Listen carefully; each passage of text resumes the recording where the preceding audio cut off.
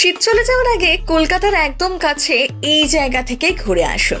ছবির মতো সুন্দর গ্রাম আন্দুলপোতা।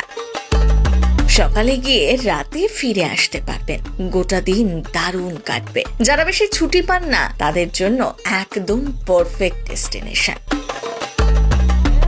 সরু আঁকাবাঁকা রাস্তা, দুপাশের ভেড়িতে মাছ চাষ হচ্ছে, মাথার উপর ভাঙাচোরা মেঘ আর নিচে জলরাশির মাঝখান দিয়ে আঁকাবাঁকা রাস্তা। সত্যি অপরূপ সৌন্দর্য। তবে এই স্পট খুব বেশি আগে পরিচিতি পায়নি। করোনাকালে লকডাউনের সময় বাড়ি থেকে দূরে তেমন কেউ বেড়াতে যাওয়ার সুযোগ পেতেন না। সেই সময় বসিরহাট থেকে কিছুটা দূরে আন্দুলপোতার প্রাকৃতিক সৌন্দর্য দেখে কেউ একটা সোশ্যাল মিডিয়ায় ভিডিও পোস্ট করে দিয়েছিলেন। প্রাকৃতিক সৌন্দর্যে ভরপুর সেই ভিডিও মুহূর্তের মধ্যে ভাইরাল হয়ে যায়।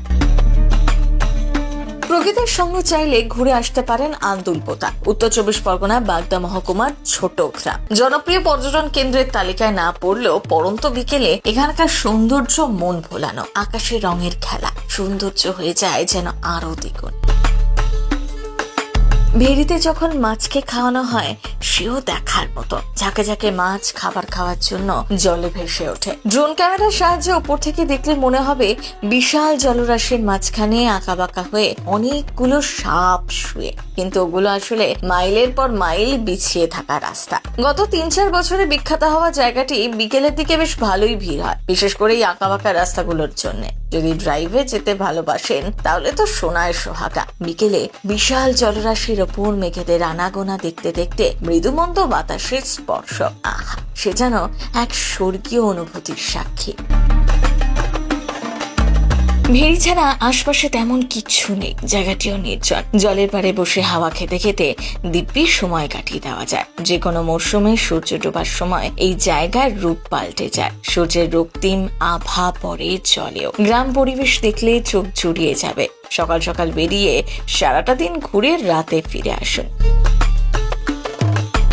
শিয়ালদহ স্টেশন থেকে হাসনাবাদ লোকালে যেতে হবে চাঁপাপুকুর। সেখান থেকে টোটো করে আন্দুলপোতার মাছের ভিড়ি এলাকায় চলে যেতে পারবেন। বাইকে বা গাড়িতেও আসা যায়। বাসন্তী হাইওয়ে দিয়ে গেলে কলকাতা থেকে কিন্তু আন্দুলপোতার দূরত্ব পড়বে ওই ৬৭ কিলোমিটার। টাকি রোড ধরে গেলে খোলাপোতা বাজার হয়ে চাঁপাপুকুর স্টেশনের লেভেল ক্রসিং পার হতে হবে। তারপর রাজাপুর বাজার হয়ে পৌঁছতে হবে আন্দুলপোতায়। এমনিতেও এখানে থাকার অপশন নেই একেবারেই, তাই সকালে গিয়ে রাতে ফিরে যে আসতেই হবে।